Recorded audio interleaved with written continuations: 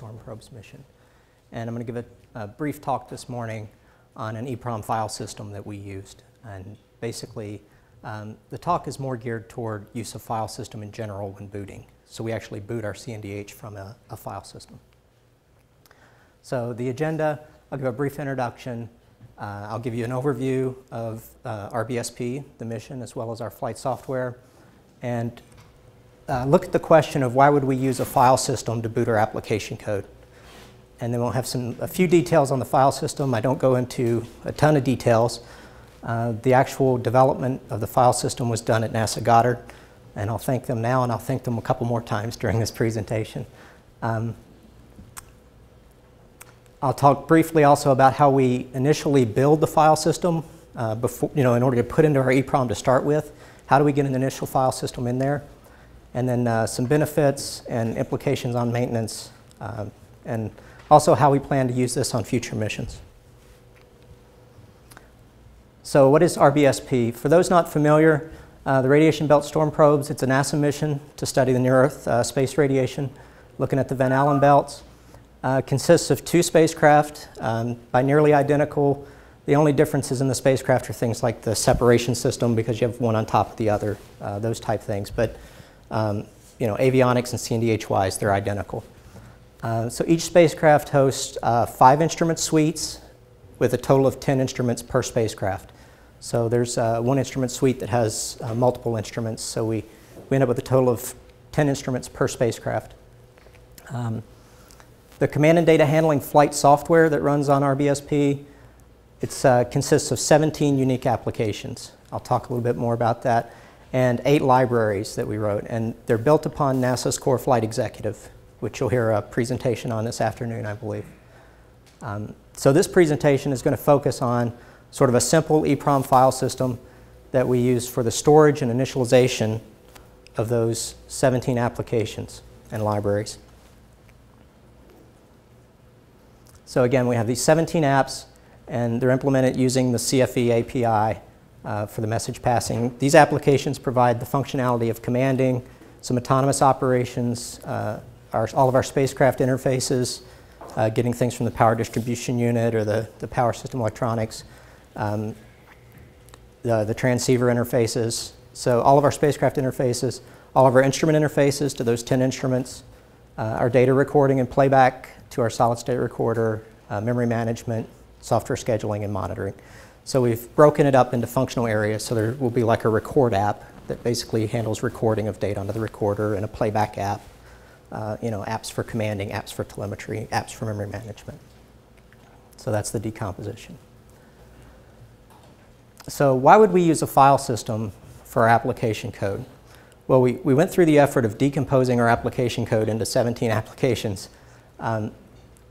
A file system would give us ability, if not on RBSP, at least on future missions, to support individual reload of those component applications. So you can individually reload just the guidance and control application without affecting the rest, or having to reload the rest of the CNDH. Or you could individually reload the record without completely reloading the entire CNDH application. So it provides that ability, since each application is actually stored as a separate file in that EEPROM file system. So the code loads can be performed with protocols such as CFDP. You could use CFDP uplink to load your application code instead of raw memory writes. We didn't go that far on RBSP, and we'll see that that's a potential for future missions to expand this. We've sort of laid some framework or stepping stones, but we're not there yet. It also allows us ability to do things like selectively compress our code. You can compress one app but not another, or you can compress the apps but not the VxWorks kernel. So you can take advantage of some things being able to, in our case, we left the OS uncompressed and then compress the applications in the file system. And it also eases our transition from development to flight. And how that works for us is we use a network file system during development, and we boot over the network, and then in orbit, it looks the same. It just boots from the EEPROM. So there's a very smooth transition from developing applications in a rapid development mode where you can rapidly reboot over the network to a more statically linked build that then just boots out of EEPROM. So what did we choose? We chose a simple slot-based file system.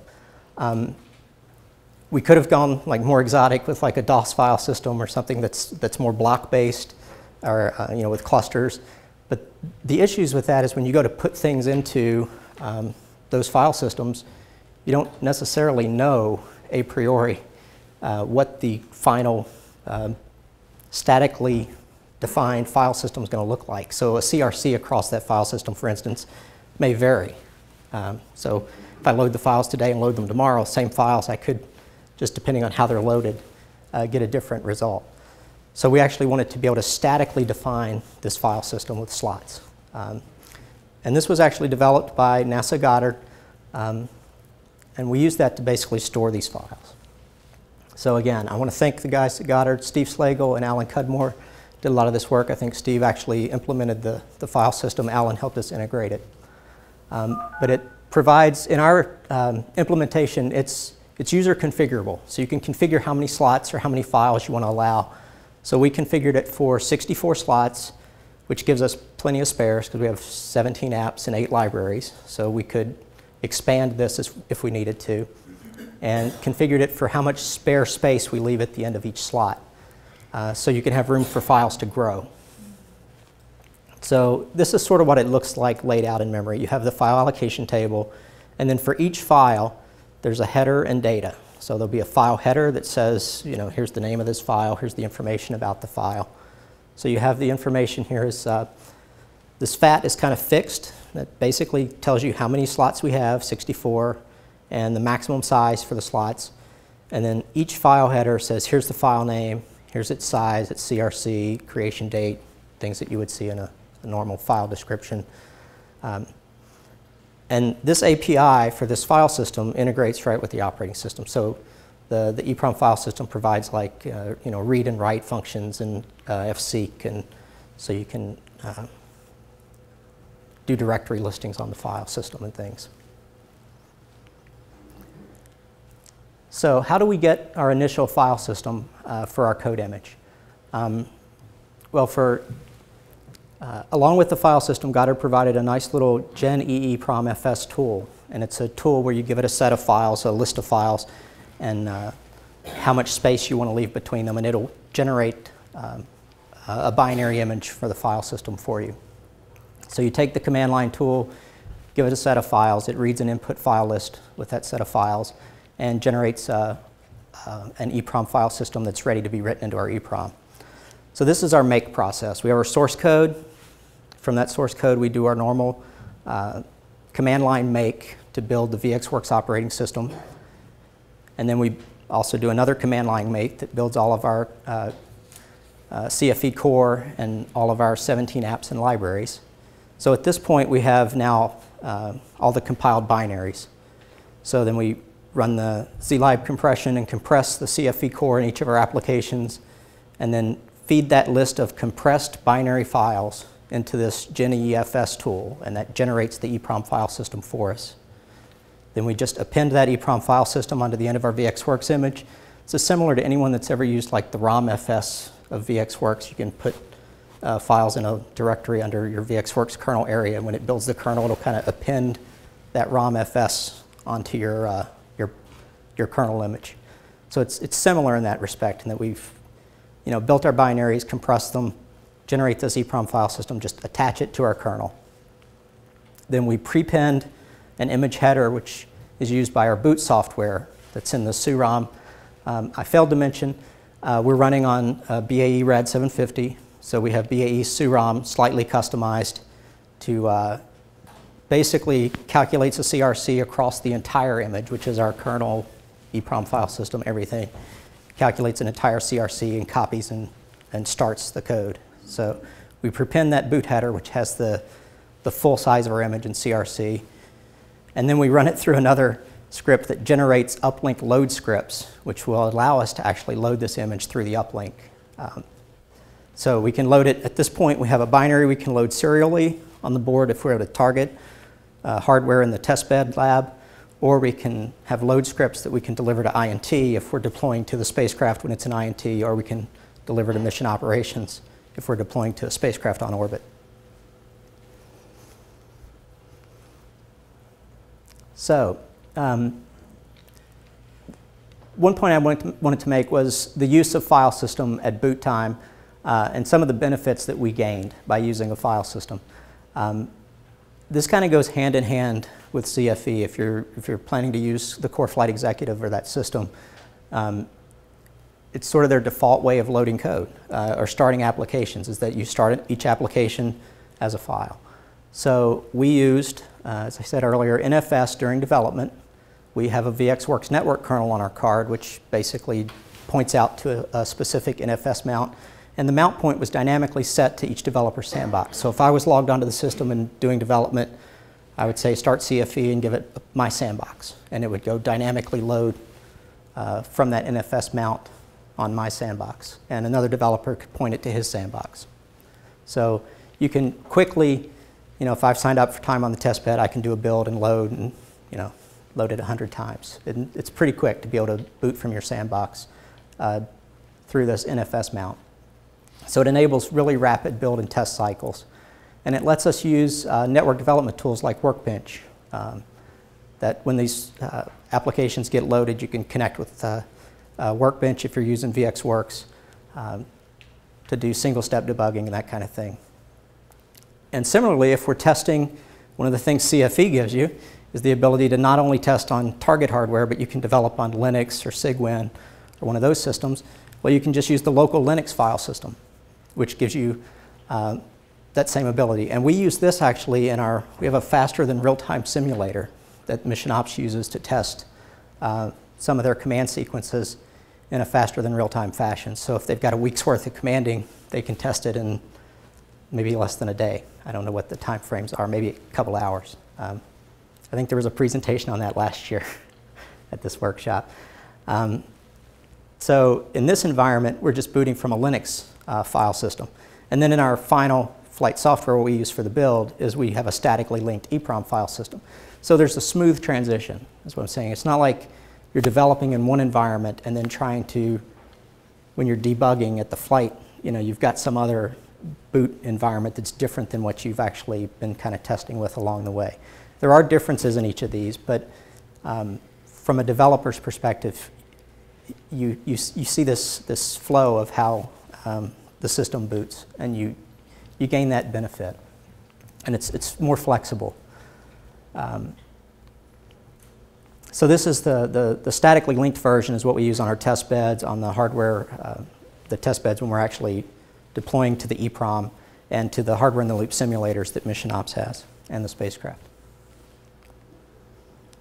So what are some implications on maintenance of using a file system to store your application software and boot? One I mentioned earlier, it gives us the ability to use protocols like CFDP for uploads, where we can have guaranteed delivery and you don't have this traditional load, dump, and compare that's sometimes the dump takes as long as the load, depending on what uplink and downlink rates you have. Sometimes it takes maybe longer. I don't know if you, maybe especially for deep space missions, the dump times may be fairly lengthy if you have low downlink rates or if you're in an emergency mode. It also allows for easier modification of smaller components, so you can load just smaller pieces, each individual file, and that minimizes uplink time.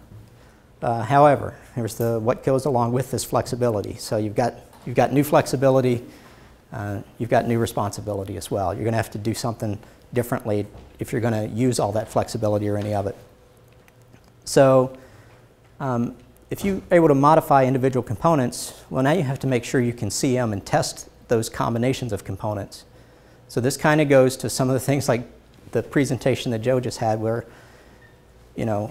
version A of one application may not work with version B of another application. So if you're able to individually load these 17 apps, you need to make sure that you're able to see them and test the set that you have on board. So it requires better CM and testing, more discipline, because components can be mixed and matched. And so you need to require CM at that component level. It also requires some discipline in keeping your components decoupled when you're designing and implementing your code, that you don't create a lot of dependencies that would force version 1 of one application not to work with version 2 of another. And it also requires this discipline in testing. So our plans for future missions. For Solar Probe Plus, we are planning to use a file system for the application code and also using a file system for memory objects on board, which are our tables, uploadable memory objects, things like GNC parameters or macros, time tag command sequences, those kind of things that you would be able to load those as potentially as files as well. And Solar Probe is also baselining CFTP uplink. So this is what we did on RBSP is some of the groundwork, but Solar Probe may make more full use of this. So in conclusion and questions, the conclusion, I think RBSP took some steps to lay some building blocks for APL and integrating CFE and the EEPROM file system in our development environment. And again, I'd like to thank Goddard for their help on these efforts, both with CFE and the EEPROM file system. Both of these were, I think, great benefits to us on RBSP. So I'll take any questions if anyone has any.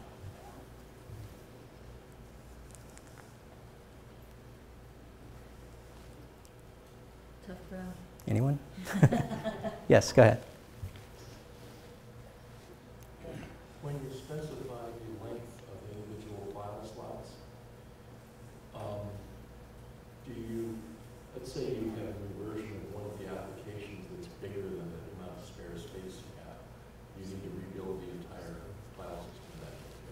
Yes, that's a very good question. To repeat the question, it's like once we've specified the size of a slot, if we have a new application or another version of an application that's grown and it's now outgrown its slot, yes, we would have to rebuild the file system.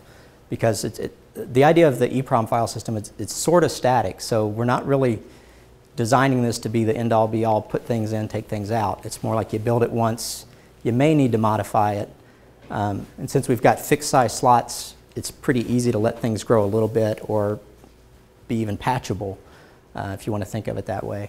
But if you have things that shift enough or grow enough that they outgrow their slots, you would have to rebuild that entire file system and upload it again.